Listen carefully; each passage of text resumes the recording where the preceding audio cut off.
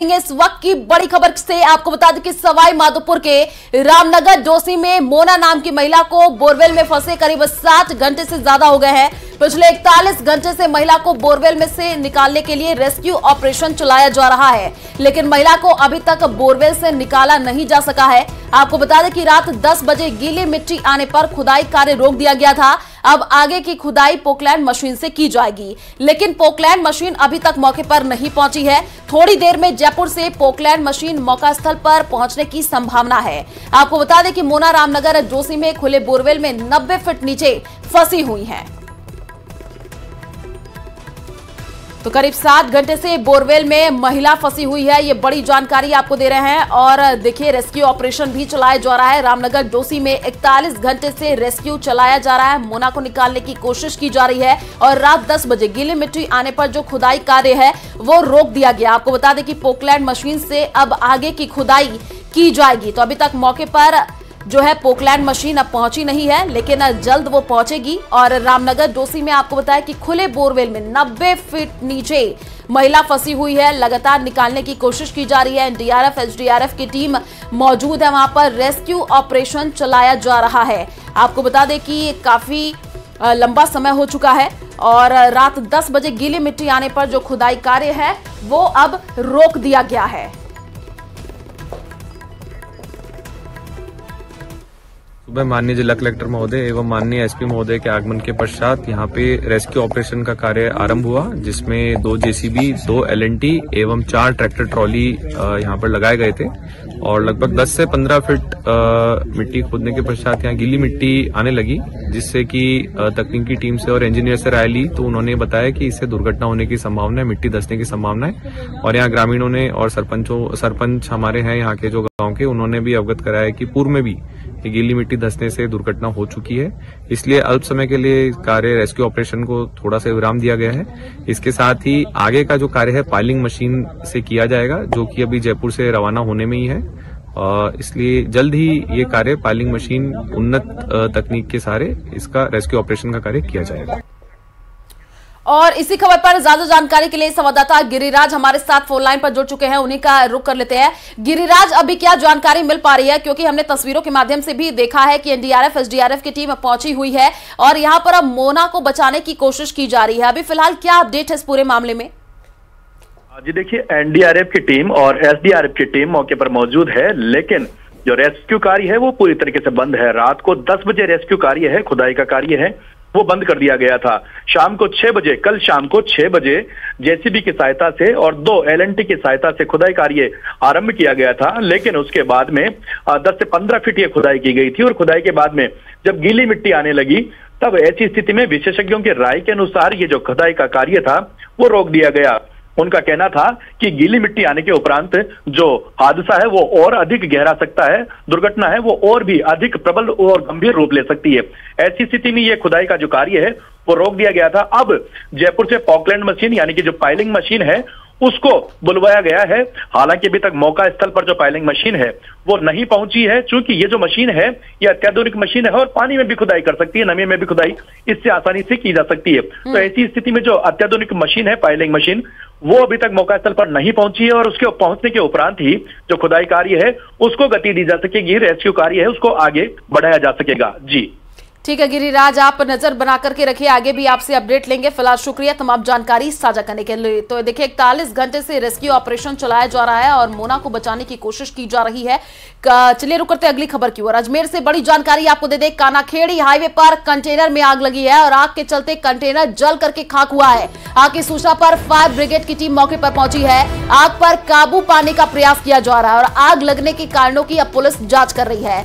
Driver खलासी की तलाश कर अब मामले की पूछताछ की जाएगी। तो यह तस्वीर हम आपको टीवी स्क्रीन पर दिखा रहे हैं। देखिए, आग के चलते कंटेनर कैसे जल करके खाक होती हुई दिख रही है। सबसे पहले तस्वीर न्यूज 18 राजस्थान पर दिखा रहे हैं। फायर ब्रिगेड की टीम मौके पर पहुंची है। आग पर काबू पाने की कोशिश की जा रही है और धू धू करके कैसे ये कंटेनर जल रही है वो भी आप तस्वीरों के माध्यम से देख पा रहे हैं। और अब देखिए, यहाँ पर कोशिश की जा रही है आग पर काबू पाने की। सबसे पहले न्यूज 18 राजस्थान पर ये तस्वीरें हम आपको दिखा रहे हैं। अजमेर से ये जानकारी, जहां पर कानाखेड़ी हाईवे पर कंटेनर में आग लगी है।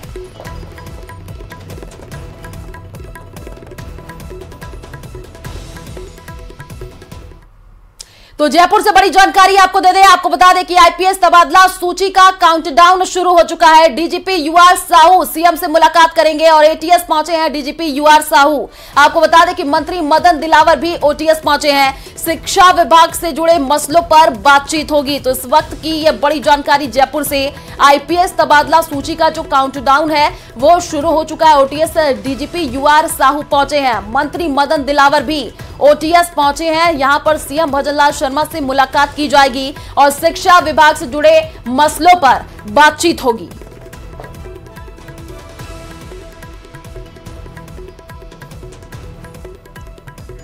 तो आईपीएस तबादला सूची का जो काउंटडाउन है वो शुरू हो चुका है। इस वक्त की ये बड़ी जानकारी आपको दे रहे हैं। आपको बता दें कि डीजीपी यूआर साहू सीएम से मुलाकात करेंगे और चर्चा विमर्श भी किया जाएगा। ओटीएस डीजीपी यूआर साहू पहुंचे हैं, ये बड़ी जानकारी निकल करके सामने आ रही है। आपको बता दें कि मंत्री मदन दिलावर भी ओटीएस पहुंचे हैं। सीएम भजनलाल शर्मा से मुलाकात का कार्यक्रम है। शिक्षा विभाग से जुड़े मसलों पर बातचीत होगी। तो आईपीएस तबादला सूची का जो काउंटडाउन है वो शुरू हो चुका है और सीएम भजनलाल शर्मा से मुलाकात का कार्यक्रम बताया जा रहा है। कई मसलों पर चर्चा विमर्श होना है। तो डीजीपी यूआर साहू सीएम से मुलाकात करेंगे, काफी अहम ये मुलाकात मानी जा रही है। ओटीएस डीजीपी यूआर साहू पहुंचे हैं। ज्यादा जानकारी के लिए संवाददाता रोशन हमारे साथ जुड़ चुके हैं। रोशन, मंत्री मदन दिलावर भी ओटीएस पहुंचे हैं, डीजीपी भी पहुंचे हैं। अभी फिलहाल क्या जानकारी, कितनी देर में मुलाकात का कार्यक्रम और किन किन मसलों पर चर्चा होगी? देखिए, तबादलों के ऊपर से रोक हट चुकी है। ऐसे में जो आईपीएस की जो तबादला सूची है उसको लेकर जो काउंटडाउन जो शुरू हो गया है। डीजीपी यूआर साहू पहुंचे थे मुख्यमंत्री भजनलाल शर्मा से मुलाकात करने के लिए। ओटीएस स्थित उनका निवास है यहाँ पर। इससे पहले जो शिक्षा मंत्री मदन दिलावर है वो भी ओटीएस यहाँ पर पहुंचे हैं। मुख्यमंत्री भजनलाल शर्मा है संभवतः इस तरीके के कयास है, क्योंकि अभी तक जो शिक्षा विभाग में तबादलों के ऊपर बैन है और जो स्टूडेंट्स के जो पेपर हैं वो सामने है। ऐसे में किस तरीके से ये जो शिक्षा विभाग के जो तबादले हैं, तबादला नीति है, उसके ऊपर चर्चा, इस तरीके की खबरें आ रही कि संभवतः शिक्षा मंत्री मदन दिलावर ने मुख्यमंत्री भजनलाल शर्मा को इस पूरे बारे में अवगत करवाया और उम्मीद ये की जा रही है कि बहुत जल्द शिक्षा विभाग से भी जो तबादलों के ऊपर लगी हुई रोक है वो हटेगी। हाल फिलहाल शिक्षा विभाग में तबादलों के ऊपर रोक है और देखना ये होगा कि अब जो आईपीएस की तबादला जो सूची बहुत जल्द आने वाली है इस तरीके के, उसी को लेकर यूआर साहू ने मुख्यमंत्री भजनलाल शर्मा से मुलाकात की है। ठीक है रोशन, आप नजर बना करके रखिए, आगे आपसे अपडेट लेंगे। फिलहाल शुक्रिया तमाम जानकारी साझा करने के लिए।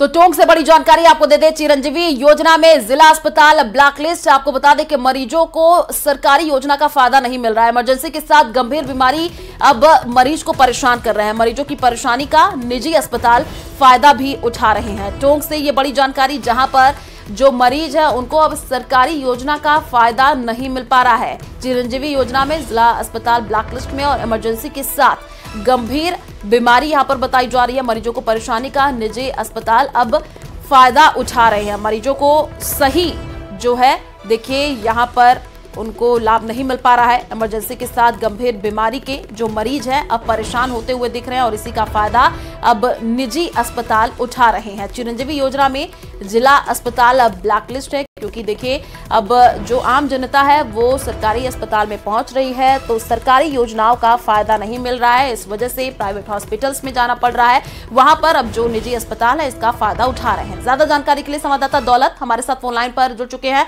दौलत, अभी क्या कुछ जानकारी है, कौन कौन से अस्पताल ब्लैकलिस्ट में माने जा रहे हैं, क्योंकि अब मरीजों को काफी परेशानी हो रही है, निजी अस्पताल जाना पड़ रहा है, वहां पर उनका फायदा उठाया जा रहा है? जी बिल्कुल, मैं आपको बताना चाहूंगा कि हालांकि चिरंजीवी योजना जो राजस्थान में पिछली सरकार ने जो शुरू की थी उसके बाद में अब इसका नाम आयुष्मान भारत भले ही हो गया हो, आयुष्मान राजस्थान भले ही हो गया हो, लेकिन राजस्थान में सिर्फ एकमात्र जिला अस्पताल है टोंक जिसको ब्लैक लिस्ट किया गया है। वजह यह है कि जो योजना में बीमा देने वाली कंपनी वो समय समय पर सभी अस्पतालों का निरीक्षण करती है। उस दौरान टोंक जिला अस्पताल में भारी अनियमितता पाई गई। जो नाम रजिस्टर्ड थे, जो मरीज अस्पताल में दिखाए गए थे, वो मौजूदा स्थिति में वहां नहीं मिले। ऐसे में सिर्फ राजस्थान के 33 जिलों में एकमात्र जिला टोंक है जहां का जिला अस्पताल ब्लैकलिस्ट किया गया है और काफी दिनों से ये ब्लैक लिस्ट होने के बाद में अस्पताल से लिखित में जवाब मांगा। अस्पताल ने लिखित में जवाब दे दिया कि जो मरीज होते हैं वो ग्रामीण इलाकों से होते हैं, वो खाना खाने बाहर चले जाते हैं, रात को सोने घर चले जाते हैं। वजह यही रही है।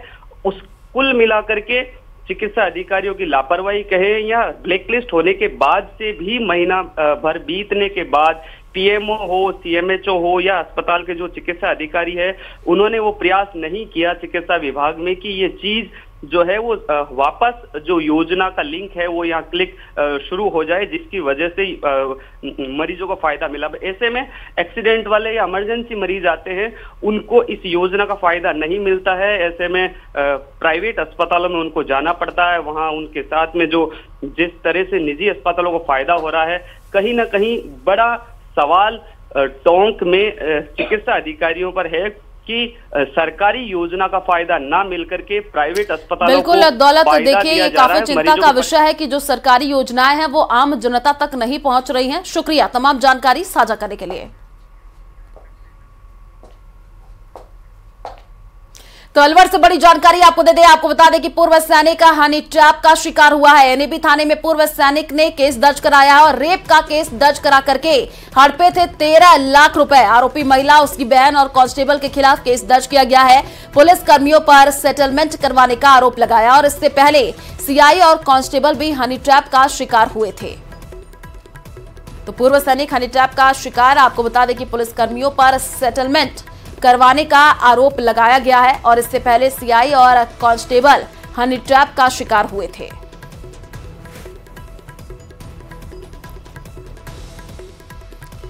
तो ये बड़ी जानकारी आपको दे रहे हैं। पूर्व सैनिक हनी ट्रैप का शिकार और एनएबी थाने में पूर्व सैनिक ने केस दर्ज कराया है और रेप का केस दर्ज करा करके 13 लाख रुपए हड़पने का ये पूरा मामला है। आरोपी महिला, उसकी बहन और कांस्टेबल के खिलाफ केस दर्ज कर लिया गया। अब इस पूरे मामले की जांच पड़ताल की जा रही है। पुलिस कर्मियों पर सेटलमेंट करवाने का आरोप लगाया गया है और इससे पहले आपको बता दें सीआई और कांस्टेबल हनी ट्रैप का शिकार हुए थे। तो पूर्व सैनिक हनी ट्रैप का शिकार हुआ है, ये बड़ी जानकारी आपको दे रहा है। ये बड़ी खबर सामने आ रही है जहां पर एनएबी थाने में पूर्व सैनिक ने केस दर्ज कराया है। अब पुलिस इस पूरे मामले की जांच पड़ताल में जुटी हुई है। रेप का केस दर्ज करा करके 13 लाख रुपए हड़पे गए थे। आपको बता दें कि आरोपी महिला, उसकी बहन और कांस्टेबल के खिलाफ केस दर्ज कर लिया गया है। पुलिस कर्मियों पर सेटलमेंट करवाने का आरोप लगाया गया है।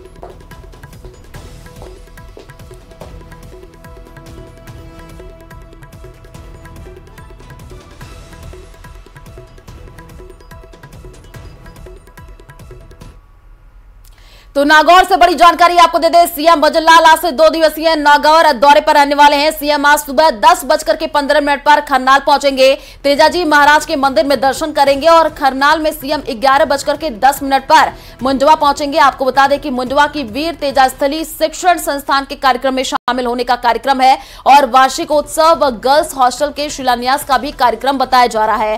दोपहर 2:25 पर सीएम नागौर पहुंचेंगे।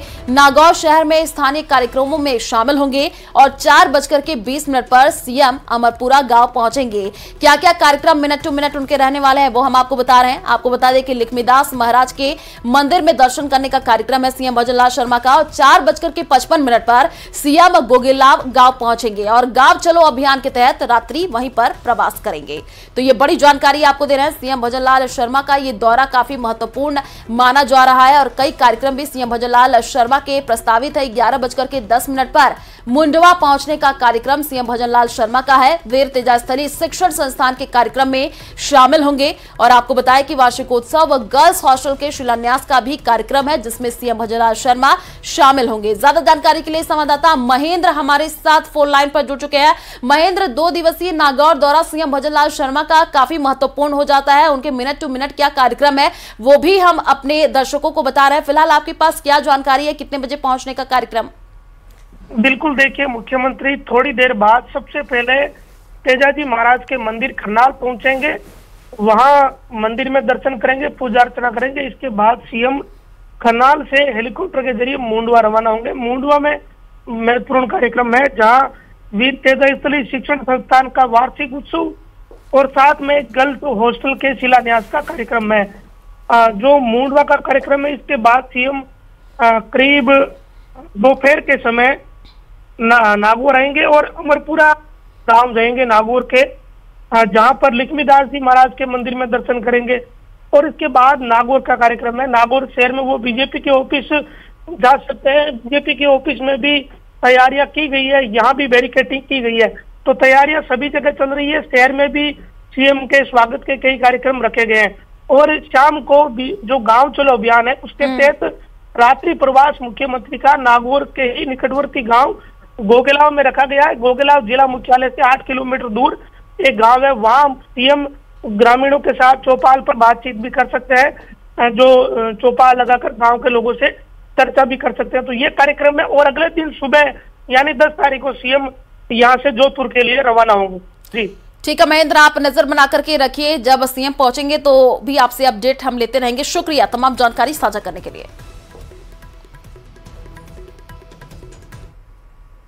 तो खबर सीकर से है, जहां डिप्टी सीएम प्रेमचंद बैरवा लालासी गांव के दौरे पर रहेंगे और इस बात की जानकारी एडीएम ने दी है। आपको बता दें कि उन्होंने बताया कि उप मुख्यमंत्री प्रेमचंद बैरवा लक्ष्मणगढ़ पहुंचेंगे। दोपहर 2 बजे गांव चलो अभियान कार्यक्रम के तहत गांव लालासी में पीएम आवास योजना और उज्ज्वला लाभार्थियों से संवाद करेंगे और इसके बाद महिलाओं, वरिष्ठ नागरिकों, युवाओं और जनप्रतिनिधियों से संवाद का कार्यक्रम बताया जा रहा है। रात्रि विश्राम लालासी में ही करेंगे और 10 फरवरी को लालासी में शिव मंदिर, राम मंदिर में दर्शन करेंगे। इसके बाद अनुसूचित जाति जनजाति वर्ग से संवाद का भी कार्यक्रम बताया जा रहा है। तो बीजेपी का गांव चलो अभियान और देखिए सीकर दौरे पर डिप्टी सीएम प्रेमचंद बैरवा, कई कार्यक्रम प्रस्तावित हैं उनके।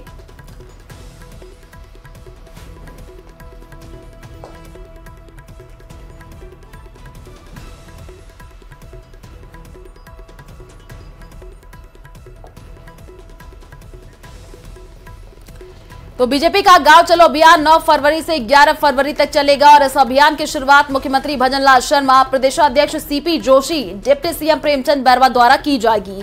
भाजपा का गांव चलो अभियान के तहत पार्टी के नेता कार्यकर्ता गांवों में रात्रि प्रवास करेंगे और इसी के तहत भाजपा प्रदेशाध्यक्ष सीपी जोशी भीलवाड़ा में तो मुख्यमंत्री भजनलाल शर्मा नागौर में रात्रि विश्राम करेंगे। मुख्यमंत्री भजनलाल के अलावा उप मुख्यमंत्री प्रेमचंद बैरवा सीकर और कैबिनेट मंत्री राज्यवर्धन सिंह राठौड़ जयपुर दक्षिण, पूर्व नेता प्रतिपक्ष राजेंद्र राठौड़ चूरू और पूर्व प्रदेशाध्यक्ष सतीश पुनिया जयपुर शहर, अरुण चतुर्वेदी जयपुर दक्षिण और कई ऐसे नेता हैं जो कि देखिए प्रवास पर रहने वाले हैं। 9, 10, 11 को गांव चलो अभियान चलने वाला है। उसके तहत राजस्थान प्रदेश में इस अभियान की शुरुआत होने जा रही है। हमारे राजस्थान प्रदेश के मुख्यमंत्री श्री भजनलाल जी शर्मा, हमारे प्रदेश अध्यक्ष श्री सीपी जोशी जी और प्रमुख नेता इस अभियान की शुरुआत करने जा रहे हैं। और इसी खबर पर ज्यादा जानकारी के लिए संवाददाता बाबूलाल हमारे साथ जुड़ चुके हैं। बाबूलाल, 9 से 11 फरवरी तक गांव चलो अभियान की शुरुआत होने जा रही है। काफी महत्वपूर्ण ये अभियान, क्योंकि यहां पर कई ऐसे नेता हैं जो रात्रि प्रवास करेंगे, लोगों के बीच जाएंगे, बातचीत करने की कोशिश करेंगे और जो योजनाएं चलाई जा रही हैं उनको लोगों तक पहुंचाएंगे। जी बिल्कुल, पूरे देश में बीजेपी ने ये अभियान हाथ में लिया है। पूरे देश में 4 से लेकर 11 फरवरी तक ये कार्यक्रम चल रहा है और राजस्थान में आज से इसकी शुरुआत हो रही है। तो अगले जो 3 दिन है उनमें बीजेपी के नेता, कार्यकर्ता, तमाम बड़े पदाधिकारी गांव में जाएंगे और बीजेपी को ये लगता है कि अभी भी गांव में कहीं ना कहीं कांग्रेस की जड़ें मजबूत है, तो उन जड़ों को हिलाने का काम ये जो प्रवास कार्यक्रम है ये करने जा रहा है। मुख्यमंत्री भजनलाल शर्मा नागौर जा रहे हैं और तमाम जो बड़े नेता हैं उनको जिम्मेदारियां दी गई हैं। इसका मतलब ये है कि गांव की जनता को बीजेपी के साथ में और मजबूत तरीके से साथ में रखने के लिए कवायद है। आम जनता के भाव वियोग जानने हैं, केंद्र और राज्य सरकार की योजनाओं का धरातल पर असर उसको भी जानना है, नव मतदाताओं से संपर्क करना है। गांव में जो हाट होता है, जो हर गांव की कारीगरी, एक हुनरमंद लोगों की एक बड़ी जमात होती है, बड़े लोग होते हैं जो अच्छा काम करते हैं, तो उन लोगों से संपर्क साधना है। गांव के जो प्राचीन मंदिर है उनके दर्शन करने, तो इस तरह के कोई 19 कार्यक्रम हाथ में लिए गए हैं। पौधारोपण से लेकर के और स्वच्छता अभियान तक के कार्यक्रम, उनमें शिरकत करेंगे तमाम बड़े नेता। गांव की जनता के बीच में रात्रि चौपाल करेंगे, तो गांव की जनता के दिल को जीतने की कोशिश करेंगे, क्योंकि लोकसभा का चुनाव आ रहा है। तो आम जनता, आम मतदाता बीजेपी के साथ इसी तरह बिल्कुल बाबूलाल, जिस हिसाब से विधानसभा चुनाव में फायदा मिला बीजेपी को, अब गांव चलो अभियान के जरिए लोगों तक पहुंचने का कार्यक्रम, योजनाओं को पहुंचाने का कार्यक्रम काफी महत्वपूर्ण हो जाता है। शुक्रिया तमाम जानकारी साझा करने के लिए।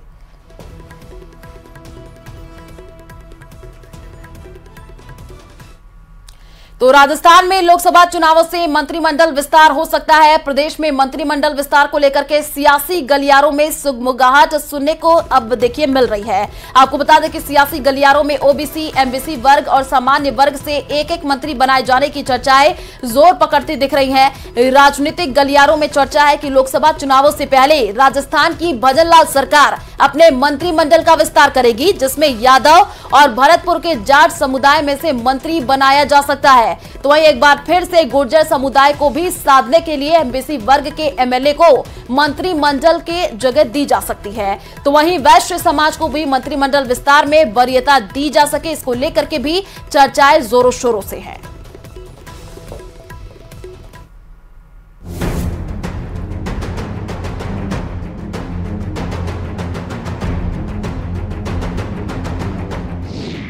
मंत्रिमंडल विस्तार की सुगबुगाहट, लोकसभा चुनाव की तैयारी की आहट, सूबे को 3 और मंत्री मिलने की चर्चा ने पकड़ा जोर, जातिगत और क्षेत्रीय समीकरण रहेंगे आधार, मिशन 2024 का मास्टर स्ट्रोक प्लान तैयार।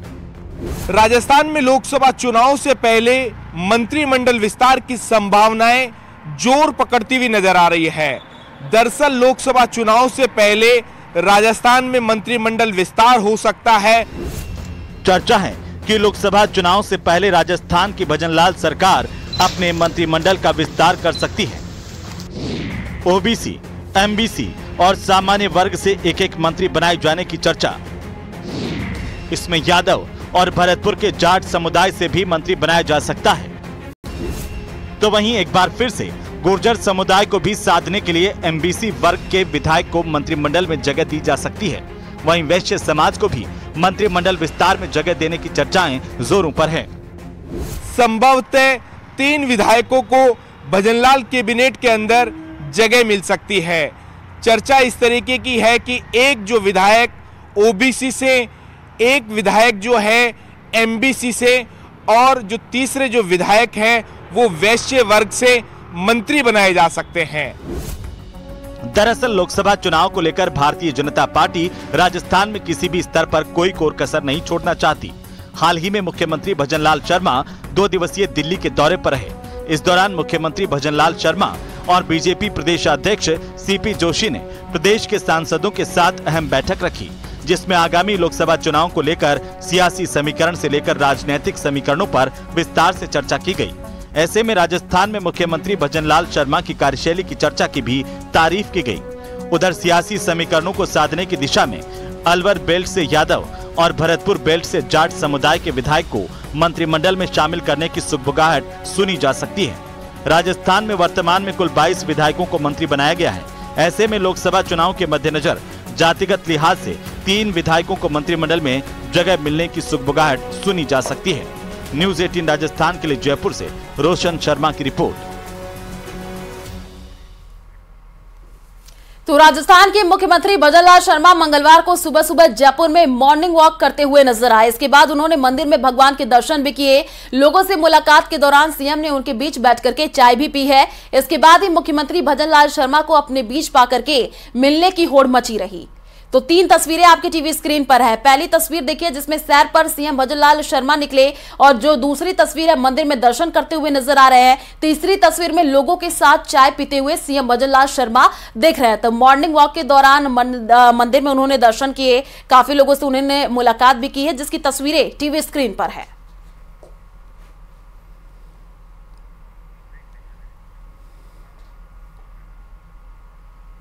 तो चलिए यहाँ रुकते छोटे से ब्रेक के लिए, जल्द लौटेंगे।